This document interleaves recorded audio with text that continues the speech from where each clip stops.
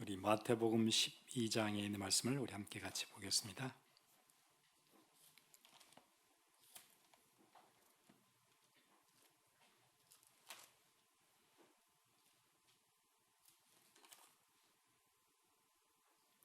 마태복음 12장 1절에서 8절입니다.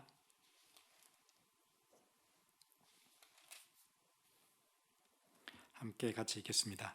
그때 예수께서 안식일에 밀밭 사이로 가실새 제자들이 시장하여 이삭을 잘라 먹으니 바리새인들이 보고 예수께 말하되 보시오, 당신의 제자들이 안식일에 하지 못할 일을 하나이다. 예수께서 이르시되 다윗이 자기와 그 함께 한 자들이 시장할 때 한 일을 읽지 못하였느냐? 그가 하나님의 전에 들어가서 제사장 외에는 자기나 그 함께한 자들이 먹어서는 안 되는 진설병을 먹지 아니하였느냐? 또 안식일에 제사장들이 성전 안에서 안식을 범하여도 죄가 없음을 너희가 율법에서 읽지 못하였느냐? 내가 너희에게 이르노니 성전보다 더 큰 이가 여기 있느니라. 나는 자비를 원하고 제사를 원하지 아니하노라 하신 뜻을 너희가 알았더라면 무죄한 자를 정죄하지 아니하였으리라. 인자는 안식일의 주인이니라 하시니라. 아멘.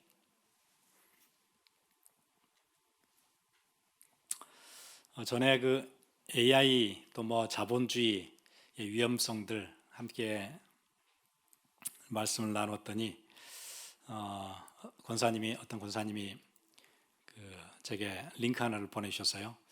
그렇지 않아도 목사님 메시지 듣고 나서 신문에 또 이런 기사가 났다고.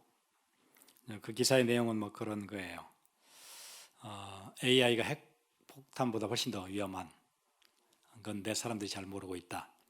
왜냐하면 핵폭탄은 핵을 만들진 않아요. 그런데 AI는 AI를 만들 수가 있대요.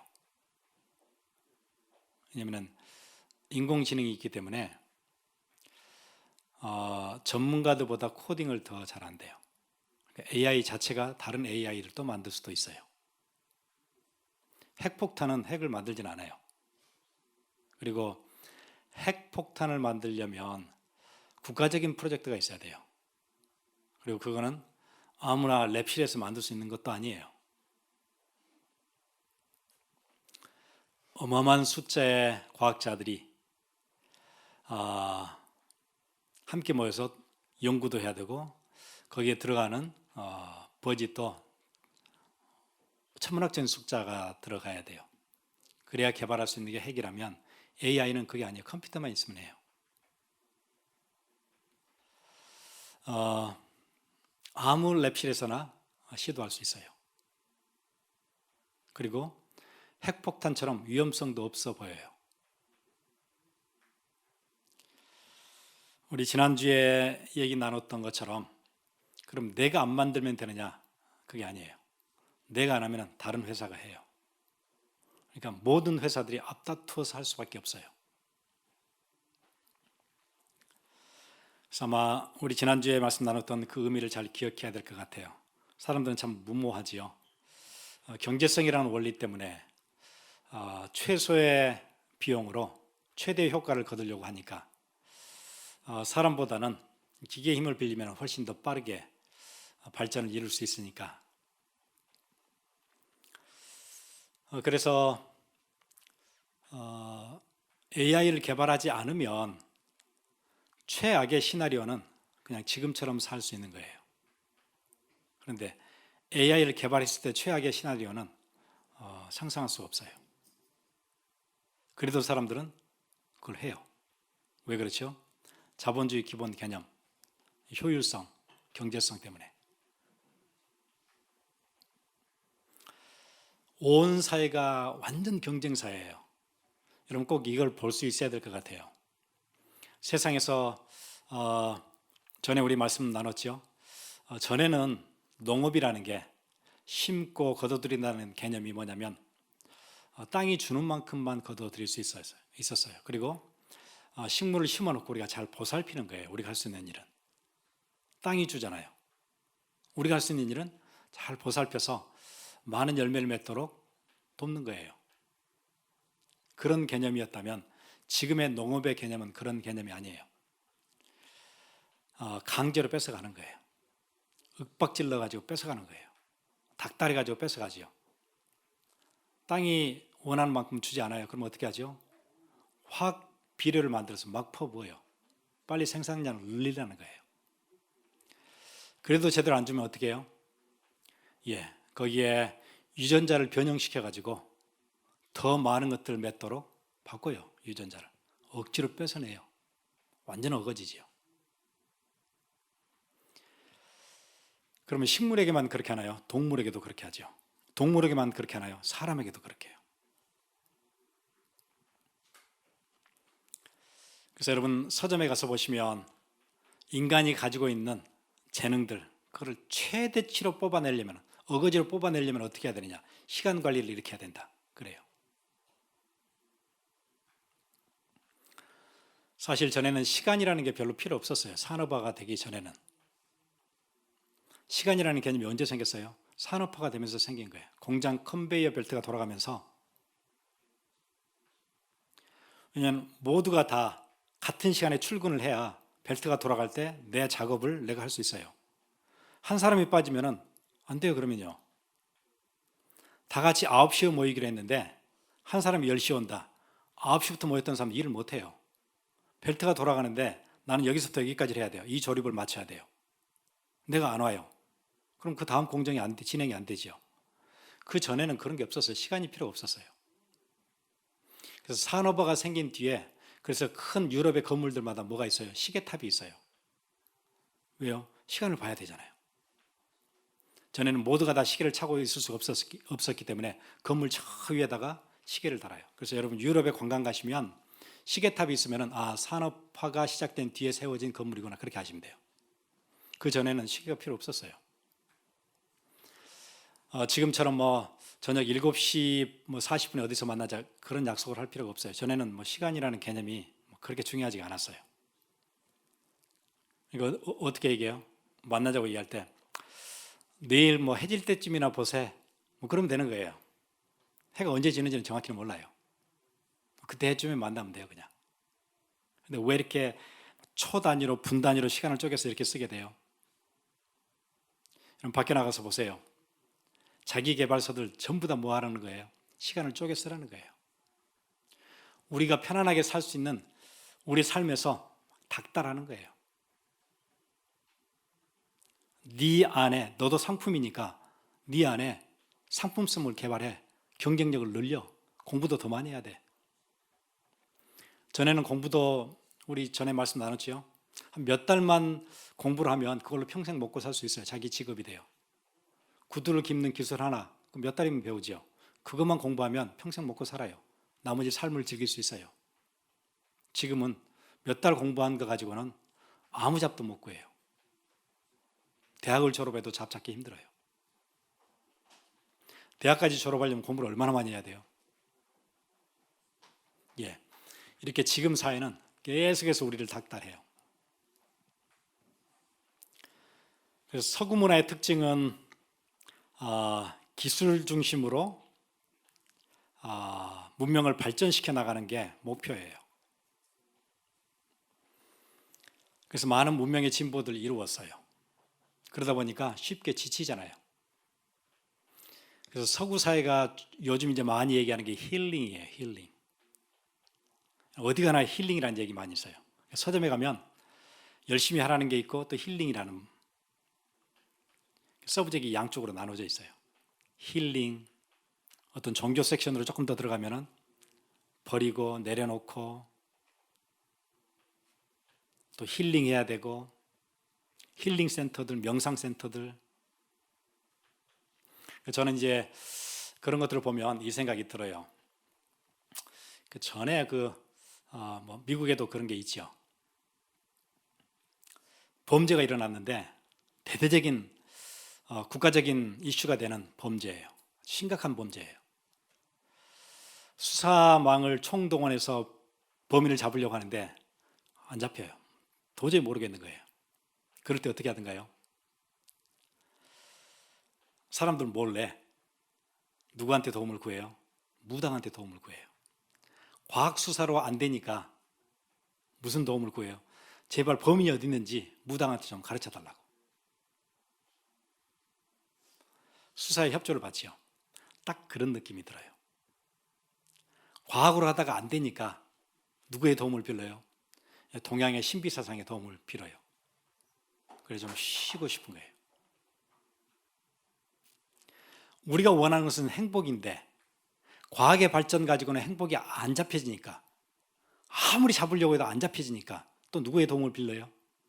동양의 신비사상, 명상, 초월명상 이런 힘을 빌려가지고라도 뭔가 또 잡고 싶어 해요.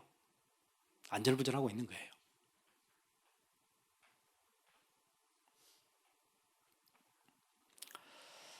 그래서 여러분 애리조나 세도나에 가시면 거기 사는 인구가 별로 안 된대요. 제가 듣기로 10,000명도 안 된다고 제가 알고 있어요. 조그마한 도시죠. 그런데 전 세계에서 매년 500만 명 이상이 거기를 방문해요. 가서 보면 뭐 별게 있느냐? 별다른 게 없어요. 뭐 흙이 좀 빨갛다는 거, 산세가 어마어마하느냐, 그런 것도 아니에요. 딱 입구 들어가시면은 이렇게 조그마한 봉우리 하나 있어요. 이렇게 벨처럼 생긴. 그래서 그걸 뭐라 그러죠? 뭐 벨락인가 뭐 그렇게 얘기하잖아요. 그거 하나 있고 별게 없어요. 땅이 좀 빨갛다는 거. 땅이 빨갈 수도 있고 노랄 수도 있고 그런 거 아니에요. 예. 그런데 거기에다 어마어마한 의미를 집어넣고 거기에 전 세계 가장 센 기운이 흐른다고 뭐 볼텍스 자리들을 뭐 표시를 해놓고, 그럼 그걸 측정할 수 있느냐? 그것도 아니에요. 자기들끼리 하는 얘기예요. 그냥 무슨 얘기죠? 모든 동양의 신비 사상이 다 모여들어요. 모든 종교는 거기 다 있어요. 무슨 얘기예요? 지쳤다는 얘기예요. 서구 사회가 지쳤다는 얘기예요. 힘들다는 얘기예요.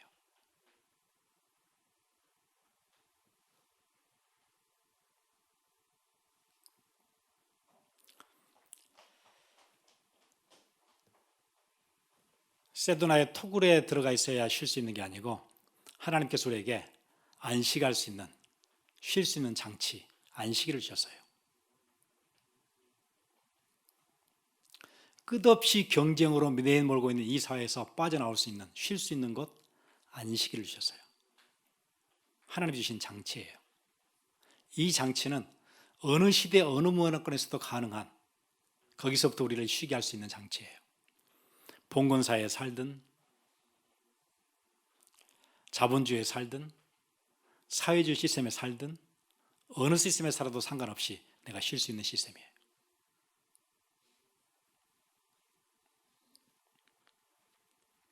출애굽기 20장 11절 그 얘기 있죠. 이는 엿새 동안에 나 여호와가 하늘과 땅과 바다와 그 가운데 모든 것을 만들고 제7일에 쉬었습니다.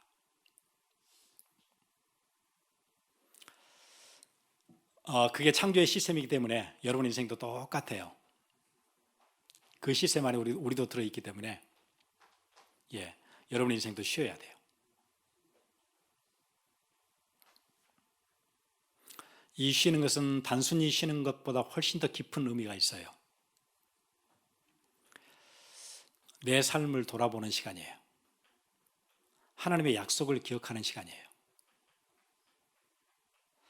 아마 요셉이 그 시간이 없었으면 노예에서 감옥으로 계속 인생이 꼬여가는데, 그 쉬는 시간이 없었으면 절대 평안할 수 없을 거예요.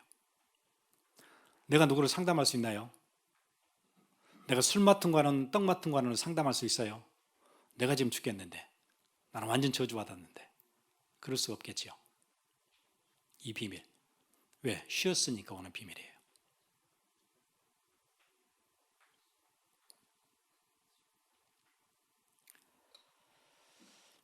여러분, 우리가 하루가 지나고 나면은 하나님께서 창조의 시스템 안에 우리가 쉴 수 있는 시간과 공간을 주세요. 그래서 하룻밤을 지나고 나면 그 다음이 되면 또 샘을 얻어서 아침에 또 일하러 갈 수 있지요. 그런데 그 쉼이 없이 일을 계속한다 그러면 며칠 정도 버틸 수 있을 것 같아요? 안 자고 계속하면.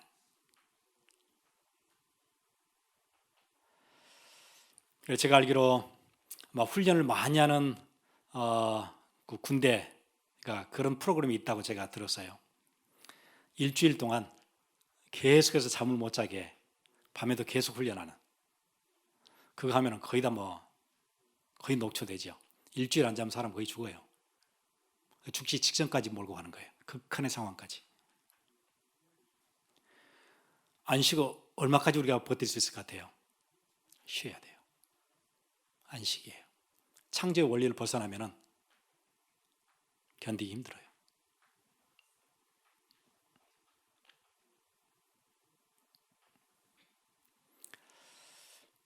그리고 이 안식에 또 다른 의미가 하나 있어요. 구원이에요.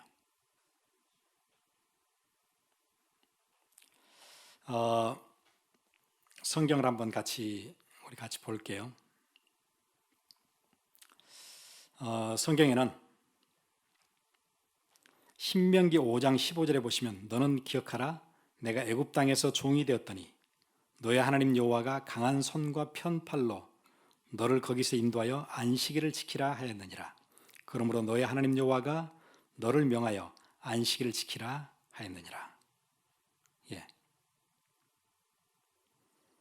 어디서부터 안식이에요? 종되었던 곳, 노예로 살던 그곳, 쉴 수 없는 그곳에서 건져내서 안식하게 하셨대요. 안식에는 무슨 의미가 가장 강하게 들어있어요? 구원이에요. 여러분 지금 21세기 자본주의 문화, 애굽의 노예 때와 마찬가지로 쉴 수 없도록 만들어 놓은 시스템, 거기서 빠져나오는 구원, 안식은 그런 의미가 있어요. 우리를 쉬게 해요. 구원이에요.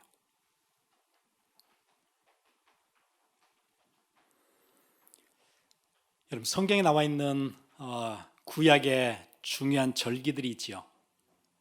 레위기에 보면 23장부터 쭉 나오는 한 25장까지 나오는 구약의 여러 절기들이 있어요. 모든 절기들은 사실은 다 그림자예요.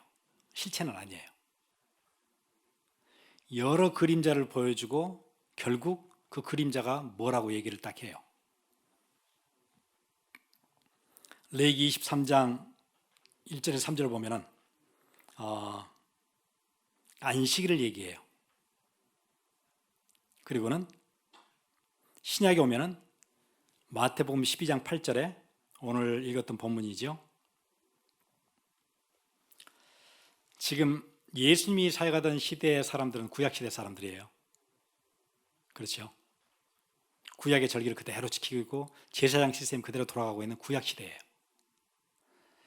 구약의 안식일을 계속 지키고 있는 주이시들에게 예수님의 제자들이 밀밭 사이로 지나가다가 배가 고파가지고 이삭을 잘라 먹었어요.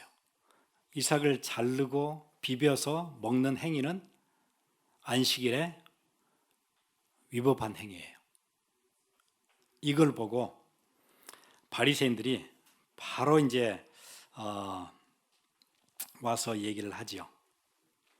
2절에 바리새인들이 보고 예수께 말하되 보시오 당신의 제자들이 안식일에 하지 못할 일을 하나이다. 안식일에 이삭을 잘라서 손으로 비벼가지고 이렇게 일을 했습니다. 안식일은 쉬어야 되는데 이렇게 얘기를 하거든요. 그때 예수님이 무슨 얘기를 하시냐면 아니야, 안식일은 그림자야. 그 실체가 아니야. 그 얘기를 지금 뒤에 설명해요. 3절부터 예수께서 이르시되 다윗이 자기와 그와 함께한 자들이 희장할 때 한 일을 읽지 못하였느냐. 그가 하나님의 전에 들어가서 제사장 외에는 자기나 그 함께한 자들이 먹어서는 안 되는 진설병을 먹지 아니하였느냐. 또 안식일에 제사장들이 성전 안에서 안식을 범하여도 죄가 없음을 너희가 율법에서 읽지 못하였느냐. 내가 너희에게 이르노니 성전보다 더 큰 이가 여기 있느니라. 성전에서 행하는 모든 일들, 안식의 규례들 이런 것들이 결국 그것들은 그림자였고 오실 메시아를 설명했는데 내가 바로 그다. 그 얘기예요. 그러면서 8절에 인자는 안식일의 주인이니라 하시니라. 내가 주인이야. 내가 실체야. 왜 안식일에 일을 못하게 했냐면 니네가 계속 애굽의 노예로 살고 끝없이 욕망을 위해서 일해야 되는, 그렇게 살아야 되는 인생이 쉬어야 되는 거야. 그래서 7일마다 한 번씩 쉬어. 그렇게 안식일을 주었는데 그 안식일은 뭘 설명하려고 했던 거냐면 니네가 지금 죄로 인해서 쉬지 못하잖아. 내가 안식일의 실체야. 내 안에 있어야 그래야 너희들 쉴 수 있어. 그 얘기를 했다는 거예요. 그러니까 안식의 실체는 누구예요? 그리스도예요. 그럼 우리가 어디 밑에 쉴 수 있어요? 그리스도 안에서만 쉴 수 있어요. 그러니까 우리가 문자적으로 일주일에 하루 쉬었다. 그것도 쉬는 건데 실제 의미는 뭐예요? 그리스도 안 아니면은 쉴 수 없어. 어느 시스템에 들어가 살든지 그리스도 안 아니면은 쉬지 못해. 그게 봉건주의 사회든지 사회주의든지 자본주의든지 뭐 민주주의든지 어느 시스템에 들어가 있어도 그리스도 안에 있어야만 쉴 수 있어.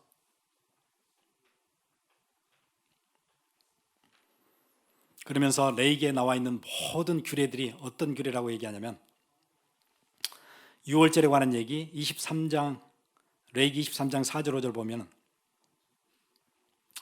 6월절에 관해서 얘기하죠. 고린도전서 5장 제가 주보에는 다 연결을 시켜놨어요. 고린도전서에서 6월절 어린 양의 피 문설주에 바르는 건 누구 상징하는 거예요? 그거 바르고 빠져나오잖아요. 더 이상 노예가 아니잖아요. 6월절의 실제가 누구예요? 그리스도의 피예요. 나중에 23장 9절에 14절 보시면 초실절 얘기 나와요. 네가 가나안 땅에 들어가면 처음 익은 열매 그거를 하나님께 드려. 첫 열매.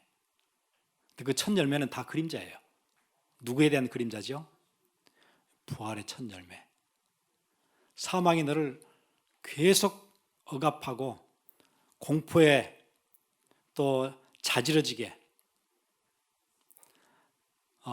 너를 계속 끌고 갈 텐데 거기서 완전 빠져나오는 그 비밀, 부활의 첫 열매로. 초실절도 누구를 설명하는 거예요? 그리스도 설명하는 거예요.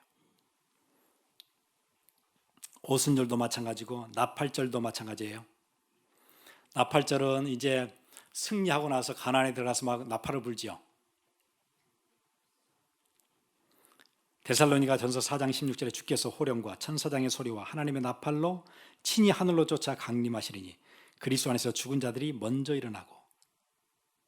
나팔절이 누구 설명하는 거예요? 그리스도께서 이 땅에 오셔서 다시 오시는 그날 천사장의 호령과 함께 나팔을 불 거래요. 그 얘기예요. 속죄일, 초막절, 안식년, 희년, 영원한 안식, 죄와 사망의 법에서 완전한 안식, 다 뭘 설명하는 거예요? 그리스도 설명하는 거예요. 이것들은 그림자였고 그리스도가 오세요. 이 안에서 구약의 모든 그림자들이 실체를 찾게 돼요.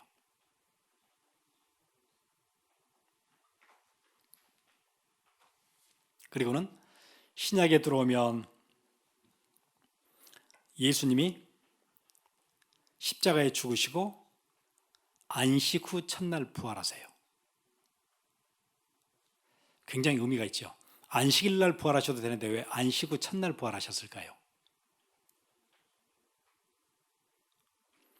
토요일 날 부활하셔도 되는데 왜 그 다음날 부활하셨을까요? 토요일 날 부활하시면 딱 맞잖아요. 안식일이니까. 근데 그렇게 하지 않으세요. 뭐 얘기일까요? 계속해서 지켰던 안식일은 이거는 진짜 아니고 그림자잖아. 그래서 안식 후 첫날 부활하세요. 그리고 신약교회들은 전부 다 안식 후 첫날 모여요. 이제 더 이상 그림자가 아니니까. 근데 몇몇 교회들은 지금도 안식일 날 예배를 드려야 된다 그래서 뭐 제7일 안식일도 있고 뭐 여러 이제 그런 그룹들이 있지요.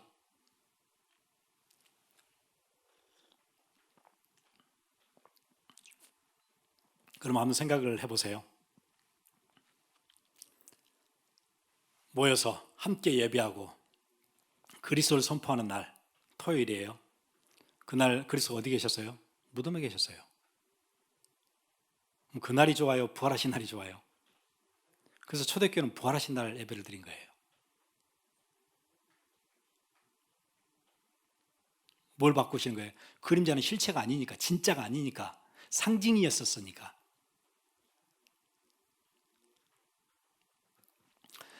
또 이제 또 어떤 데서는 그렇게 얘기해요. 썬데이는 이게 전에 그 태양신을 믿던 그 로마의 종교에서 왔으니까 안 된다. 뭐 그렇게 얘기하는 사람들도 있어요.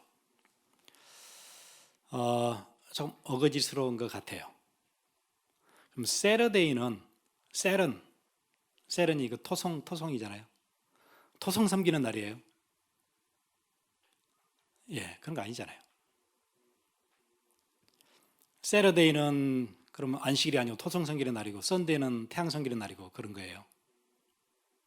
예, 부활 후 첫날 그림자는 사라졌고 생명이 다시 살게 되어지는. 그동안 우리를 죄와 저주와 죽음의 공포로 몰아놨던 사망의 권세를 이기시고, 그래서 여러분을 덮고 있는 답답한 것, 노예되게 만드는 것, 한 시스템 아래서 종처럼 계속 살게 만드는 것, 거기서부터 완전한 자유. 또 어떤 사람들은 그렇게 믿는 사람들이 많이 있어요. 정치가 우리를 좀 편안하게 해줄 것 아닌가. 그래서 빨리 대통령이 바뀌어야 된다. 이런 사람도 많고. 그런데 그 민주주의의 그 선구자 그 시스템을 만들었다고 볼 수 있는 루소는 그런 얘기 했어요. 제가 잠깐 읽어드릴게요.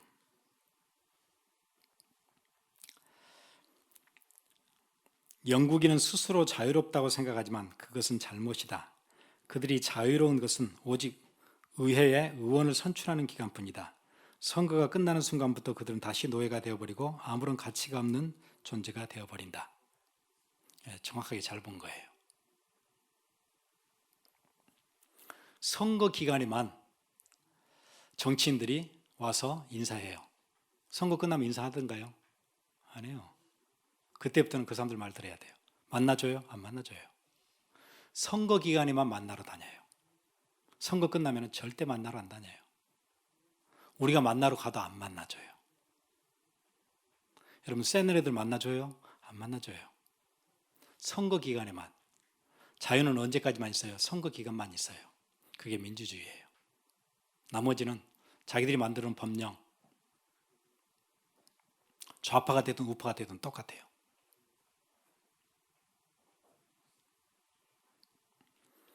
그래서 벨기에 출신의 문화사학자였던 그 레이 브룩스라는 사람의 책 제목이 그거예요. 국민을 위한 선거는 없다. 원천적으로 국민을 위한 선거는 없어요. 다 뭐예요? 국민들의 표를 받아서 자기들의 부귀, 영화 그거 챙기는 거예요. 그게 정치예요. 근본적으로. 정치가 우리를 도와준 적이 한 번도 없어요. 사람들은 그걸 믿는 것 같아요. 되게 순진해요. 이번에 당했으면 다음에 안 당해야 되잖아요. 또 기다려요. 이번에 안 됐으면 안 믿어야 되는데 또 믿어요. 심지어 더 재미난 것은 교회 안에서도 이쪽 진영 막 갈등 생기고 싸우고 뭐 그런 교회도 많아요. 그리스도라는 쉬는 곳이 있는데 이 얘기를 하지 않고 무슨 얘기예요? 정치 얘기를 계속해요. 이쪽 진영 저쪽 진영. 되게 어리석은 것 같아요.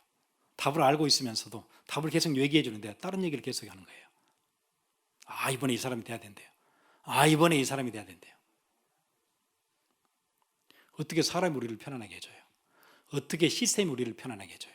한 번도 역사 이래 시스템이 계속한 적이 없고 우리를 편안하게 한 적이 없어요. 그리스도 말고는 쉬는 곳 없어요. 그리스도 안에 있어야만 우리 인생 쉴 수 있어요. 그게 사회주의가 됐든 자본주의가 됐든.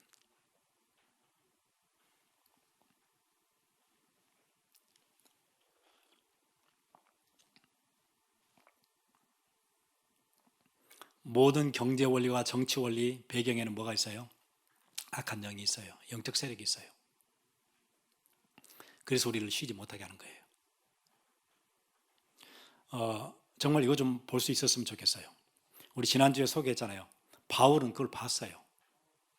로마라는 시스템 안에서 돌아가고 있는 그게 제대로 된 성공이 아니라고 봤어요.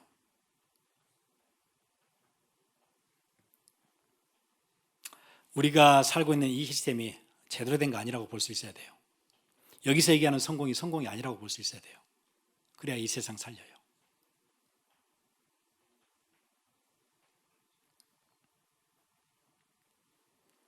아무리 많은 것 가지고 있어도 절대 쉴 수 없거든요. 아무리 많은 지식을 가지고 있어도 그걸로 우리가 쉴 수 없거든요. 내가 진짜 소중한 것을 소유했다고 하더라도 그거가 우리를 편안하게 쉬게 못하거든요. 내가 평생의 목표를 달성했어도 그 목표를 달성했던 그게 나를 쉬게 못하거든요. 그때부터는 더 쫓겨요. 그 자리를 뺏기지 않아야 되죠. 그 자리를 치고 올라오는 사람 너무 많지요. 쉬지 못해요. 여러분 세계 챔피언들이 쉬든가요? 절대 못 쉬어요. 왜요? 알잖아요. 그 자리를 노리는 전 세계에 깔려있는 각 체육관들마다 땀을 흘리는 수많은 젊은이들이 있어요. 피가 튀어요. 그럼 내가 쉴 수 있어요, 위에서? 절대 못 쉬어요. 그보다 더 뛰어야 되잖아요. 그게 챔피언이에요. 세상 문화는 챔피언이 되면 다 끝난다고 생각하는데 절대 아니에요. 내가 사업에 어느 고를 두고 내가 목표를 달성하고 싶어 해요.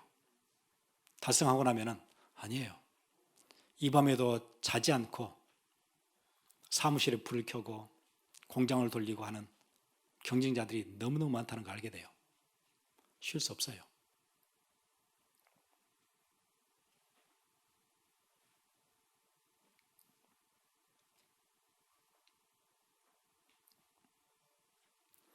예수 그리스도만 우리를 쉬게 할 수 있어요.